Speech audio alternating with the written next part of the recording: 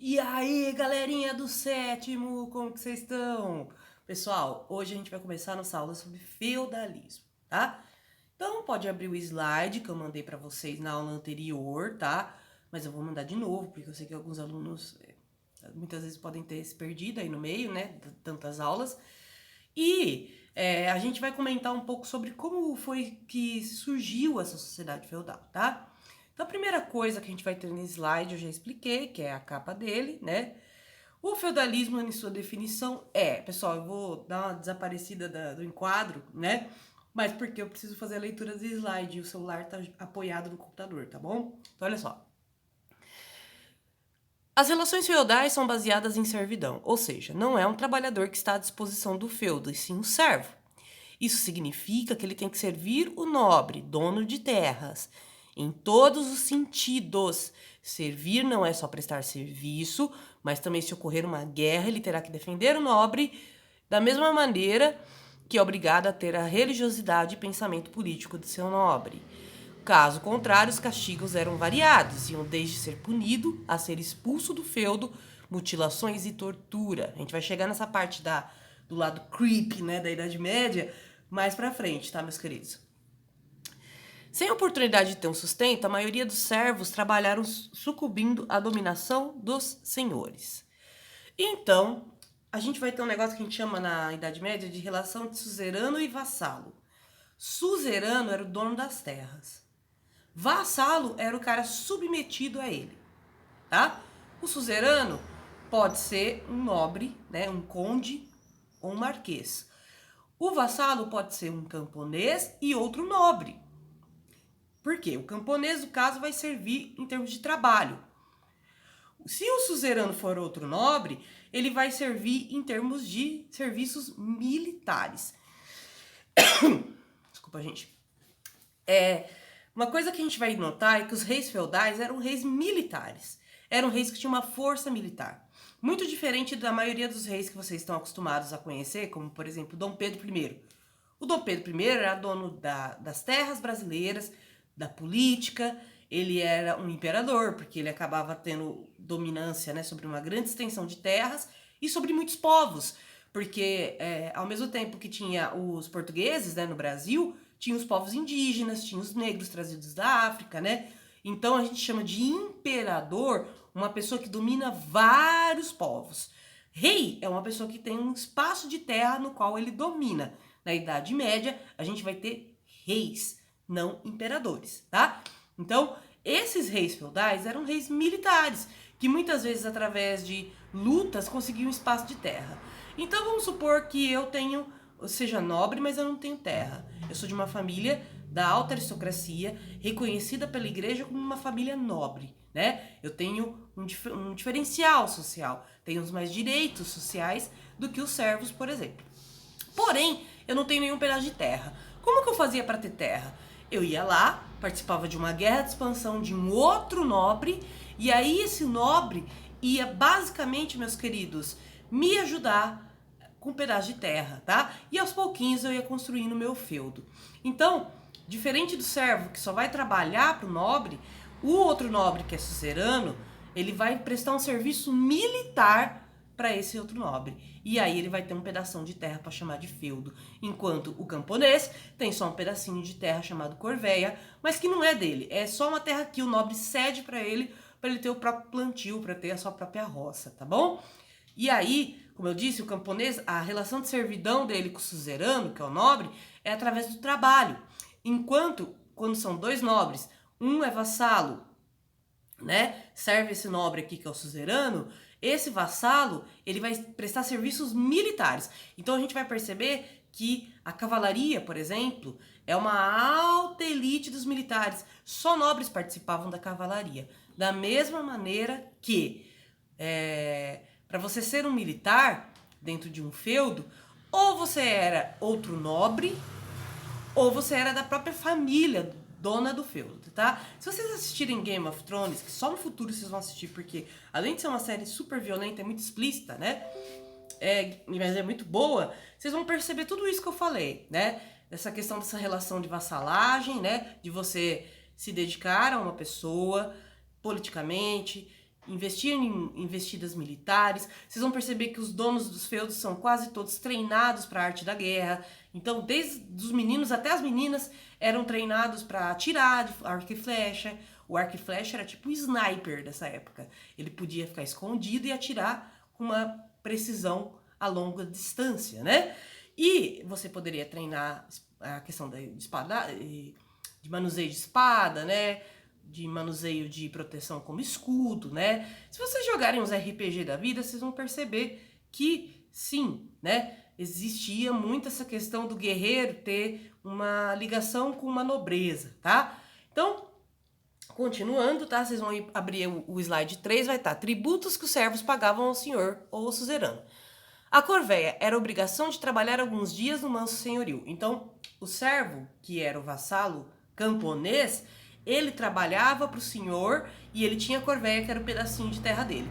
Tudo que ele produzia na corvéia não era só para ele. Parte dessa produção ia para o senhor. Por isso que eu digo que esse pedaço de terra era cedido e não era dele de fato, tá? Porque se caso ele fizesse alguma coisa que o senhor feudal não gostasse, ele era expulso do feudo e ia sair com uma mão atrás, outra na frente. Muito diferente de um vassalo nobre que ganhava literalmente um pedaço de terra, embora devesse ter fidelidade ao senhor que cedeu, ao suzerano que cedeu aquele pedaço de terra.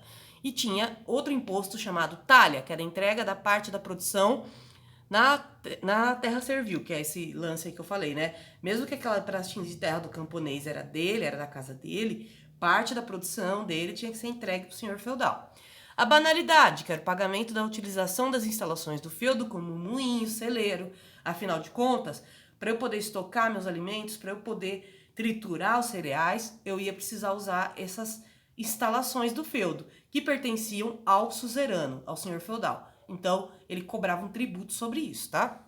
A captação, que é o tributo anual baseado na quantidade de membros da família. Então, se minha família tivesse 4 pessoas, eram 4 captações. Se tivesse 2, seriam 2, tá? Agora vem o imposto mais bizarro, sério mesmo. Mão morta, uma espécie de multa caso algum membro da família servil morresse, precisavam pagar pela perda financeira. É isso que vocês estão ouvindo. Se alguém na minha família e eu fosse camponês morresse, eu ia ter que pagar pela morte.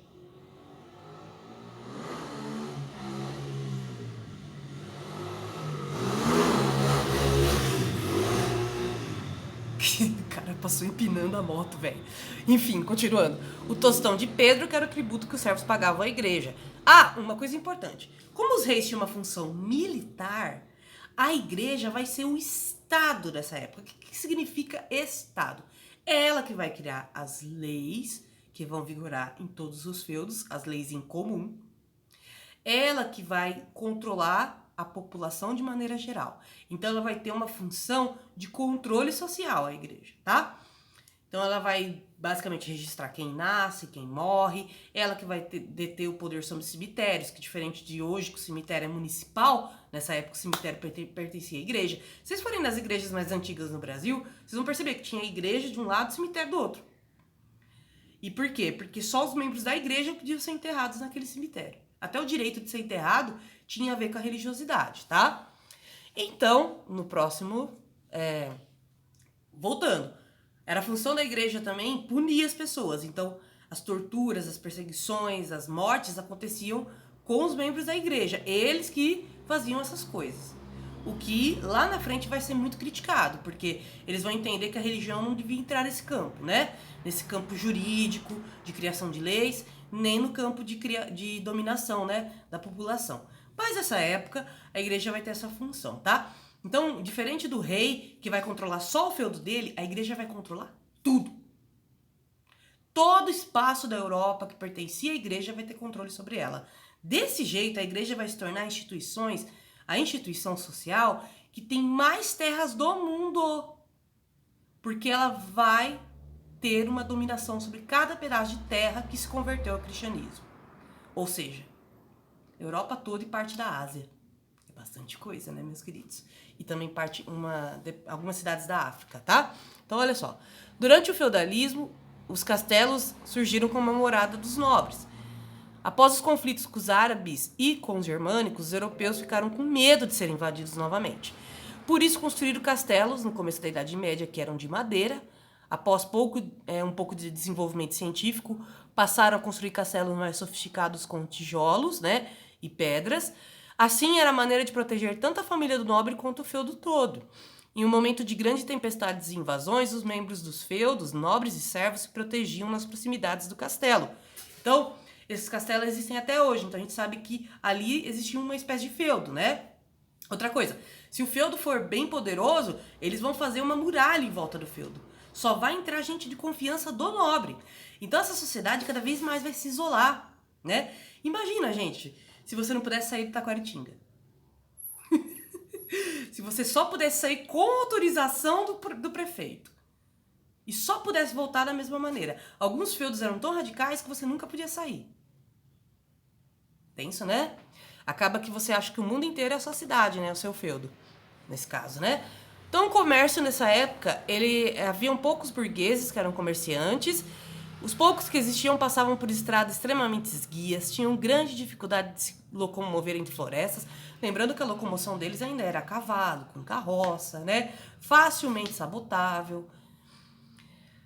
Uma vez que o mar Mediterrâneo estava dominado pelos árabes, eles só tinham as florestas, né, os interiores, para poder explorar, para fazer comércio, né, e as vilas aí no caso. Somente os italianos mantinham contato com o povo árabe e conseguiram obter suas especiarias, como cravo, sal, canela, etc. Os italianos acabaram indo contra os ideais da igreja da época, o que era contra qualquer tipo de contato com os árabes. Por isso, o historiador Delumeau disse que os ingleses falavam que os italianos eram os piores cristãos, porque eles tinham contato com povos que nessa época era proibido ter, né?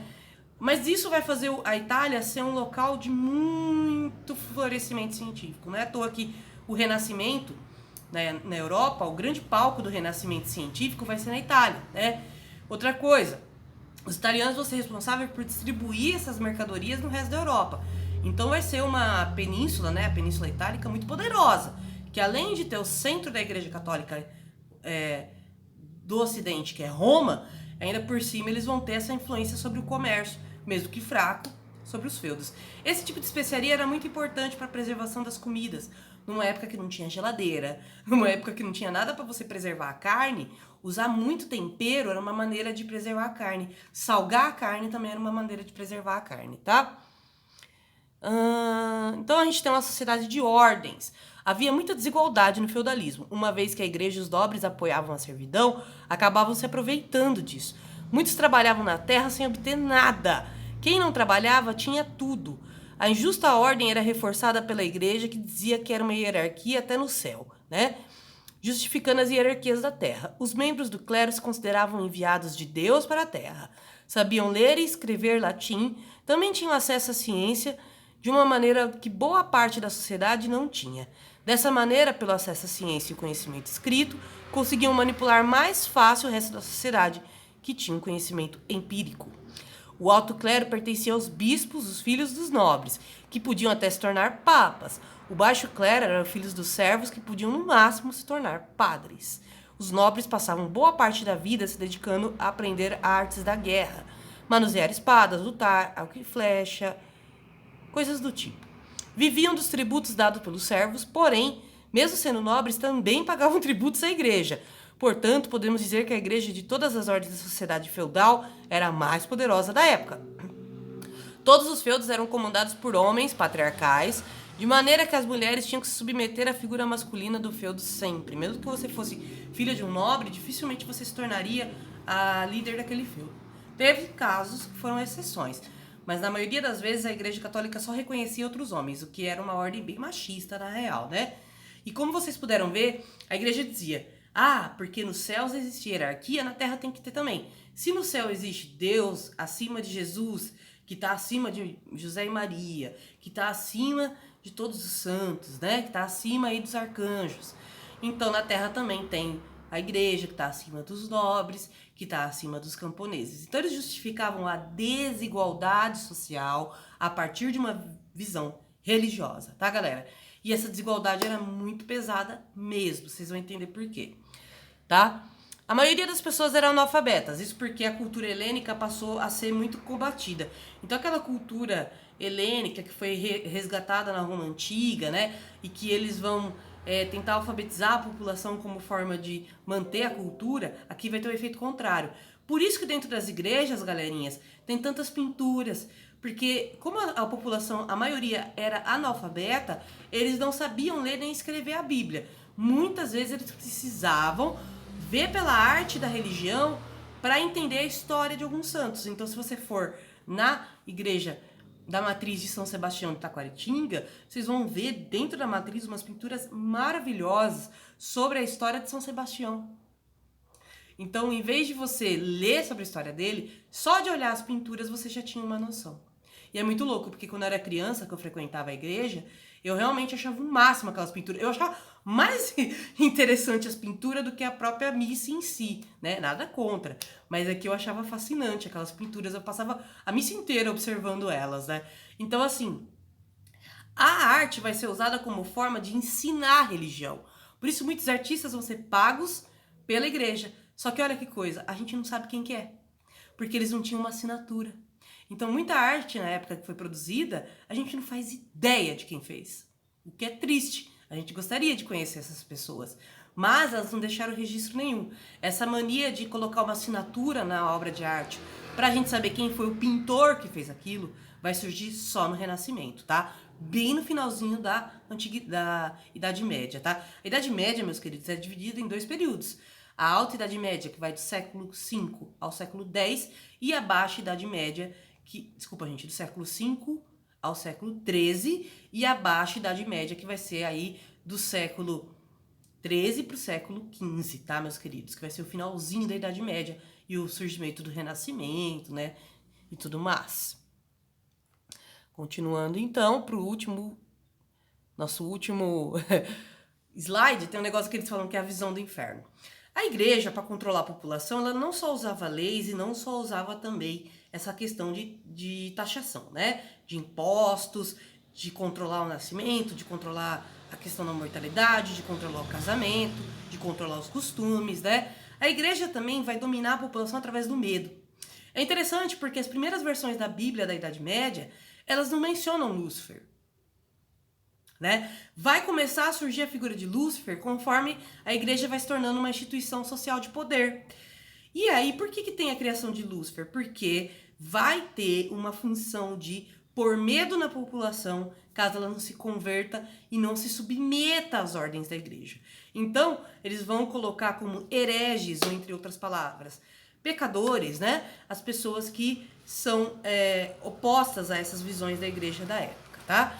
E aí, é interessante porque vai ter várias versões do inferno. A primeira versão do inferno, o inferno era gelado. Era escuridão total. E faz sentido, porque na Europa o inverno é um dos períodos mais assustadores dessa época. Tô falando de uma época que não tinha aquecedor. Tô falando de uma época que muita gente morria por conta de hipotermia, né? Ficava com a temperatura muito baixa. E uma época que os bichos, de maneira geral, quase não sobreviviam.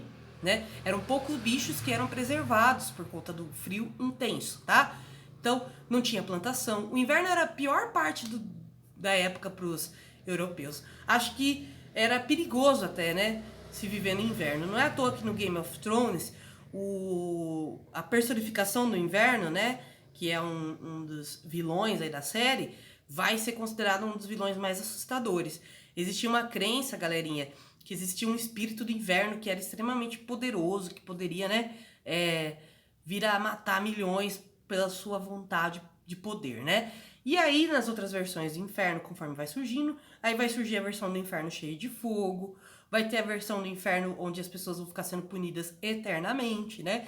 Então, também tinha essa coisa de possessão. Eu vou explicar com mais detalhes isso na Baixa Idade Média, quando eles vão intensificar essa coisa da criação dos demônios, né? Da criação das pessoas que são hereges, que são possuídas. Os registros de possessão demoníaca vão ser a partir do fim da Idade Média.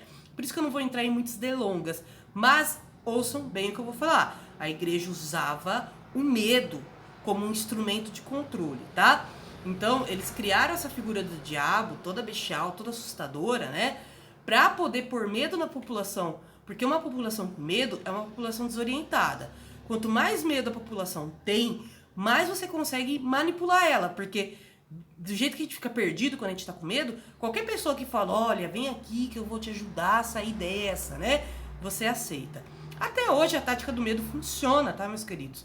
Não é à toa que quanto mais medo a população tem de algumas situações sociais, mais desorientada politicamente ela fica, mais fácil de ser manipulada por um político ela é, tá? Então a Idade Média é um período muito interessante pra gente entender relações sociais que perduram até hoje, tá? E aí, vão ter duas atividades para vocês fazerem. Essa primeira é a história de um nobre, que a princípio ele era apenas um militar, e aí ele vai prestar serviço para outro nobre, né? Nisso que ele presta serviço para outro nobre, ele vence essa guerra e consegue conquistar essa terra a pedido desse nobre, que é o suzerano dele. São dois nobres, mas é uma relação de suzerano e vassalo, tá? Não é que ele tá ajoelhado. É interessante que na Idade Média os contratos eram feitos oralmente, porque ninguém sabia escrever, né? Eram poucas as pessoas que sabiam, só a galera da igreja, né, que detinha isso. E sabe o selinho, que é esse beijinho que a pessoa dá? Veio da Idade Média, porque quando você terminava esse acordo, você dava um selinho na pessoa para selar o acordo. Bizarro, né? E aí, galera, conforme ele vence a guerra, esse nobre vai suceder um pedaço de terra para ele, ó. Essa questão da espada, né? De você pôr a espada no ombro da pessoa, no ombro falando, eu te considero um nobre, tal, tal, tal. Porque a espada é um instrumento dos nobres, né? Dos cavaleiros. Por isso que usava-se a espada para fazer essa sucessão. E a partir daí, ele deixa de ser apenas um suzerano militar e passa a ter suas próprias terras e ser um nobre. Então, no quadrinho 5, ele já tá como nobre. Aqui, ele tá como suzerano. Desculpa, gente, como vassalo. Vassalo, o que serve, suzerano, o que manda, tá? Aqui ele tá como vassalo, aqui ele tá como suzerano, tá? Então, assim, vocês vão ver que vai ter assim, em que quadrinhos Michael, no caso, aparece como vassalo? No primeiro, no segundo, no terceiro, né? E aí, a partir do quarto que ele já não é mais vassalo, né? Em que quadrinhos Michael aparece como suzerano? No 5, tá? Em quais quadrinhos Michael aparece como nobre? No 5, tá bom? Quais quadrinhos Michael aparece como senhor feudal? No 5 também. Então vocês vão observar esses quadrinhos e fazer essa diferença, tá bom? Na segunda atividade que eu vou dar pra vocês, tem um textinho falando assim. A Idade Média foi a época de contrastes sociais profundos, ou seja, diferenças sociais, desigualdade social, né? Desigualdade social é o quê? Quando tem pessoas muito pobres e pessoas muito ricas na mesma sociedade, né? A violência, as doenças, metade dos bebês não chegava aos 2 anos, porque não tinha saneamento básico, né, nas casas. Então, o bebê nascia, quando o bebê nasce, é até perigoso que ele encontre algum tipo de doença por conta da sujeira, né, dentre outras coisas. Não é tão que assim que o bebê nasce, ele toma um banho e a galera incuba ele, né? Mas enfim, fica incubado, coitadinho. Tímido avanço tecnológico, à mercê das intempéries da natureza, ou seja, às vezes acontecia grandes tempestades que causavam destruição total de plantações. E isso podia ocasionar uma crise de miséria muito grande dentro de um feudo, tá? Nessa época, a miséria era muito mais ligada a essas tempestades da natureza e a essa sociedade feudal do que hoje, que é mais ligada à desigualdade social, porque a gente produz tanto hoje que não faz sentido ter miséria. Nessa época, não. Eles produziam o necessário para o feudo, então, se acontecesse alguma catástrofe, tenso, né? Eles podiam ficar miseráveis do dia para a noite. Nessa época, as preces, o pão e a fuligem é essa sujeira aí deixada na parede por conta da fumaça. As pessoas mais simples morriam cedo, comiam quando dava e se submetiam a determinações dos senhores e dos padres. Já a nobreza construía castelos, cobrava impostos pesados, devorava até 9.000 calorias diárias. Gente, a gente geralmente come no máximo 2.500 calorias por dia. Os caras comiam 9.000. Interessante que nessa época ser gordo era padrão social, inclusive, né? O gordito era o cara que era visto como a pessoa mais bonita da sociedade. Porque quem que conseguia ser gordo? Só os nobres. Padrões de belezas ligados à elite aí da época, tá? Um singelo botão de ouro no vestido de uma dama equivalia a 140 dias de trabalho de um camponês. Então vocês vão falar por que tem esses contrastes sociais profundos. É por conta dessa desigualdade social entre os nobres e os camponeses. Uma era de preces, pão e fuligem. Preces era ligada à igreja, o pão era ligado à produção do trabalhador, a fuligem era a sujeira que ficava na casa dele, que acabava matando ele intoxicado, né? C. Quais razões apontam no fragmento para que as pessoas nobres morrerem tão cedo? Gente, por conta da falta de higiene, por conta dos hábitos higiênicos, por conta da falta de saneamento básico. Saneamento básico é água, luz, né? Coisas que só a modernidade proporcionou pra gente, né? Hábitos de higiene, como tomar banho todo dia. Se os caras não tinham encanamento para levar água para eles, dificilmente eles iam ter hábitos de higiene assim. Nessa época eles tomavam banho uma vez por ano. Uma vez por ano. Era até dito que era errado tomar banho. Os nobres achavam que era uma prática errada, que ia tirar a nobreza deles. Então é isso, meus queridos. Depois desse comentário sujíssimo que eu fiz agora, espero que vocês fiquem bem. Façam as atividades 1 e 2 e depois a gente continua essa aula. Vai finalizar a apostila, tá, pessoal? Um beijo pra vocês e até a próxima.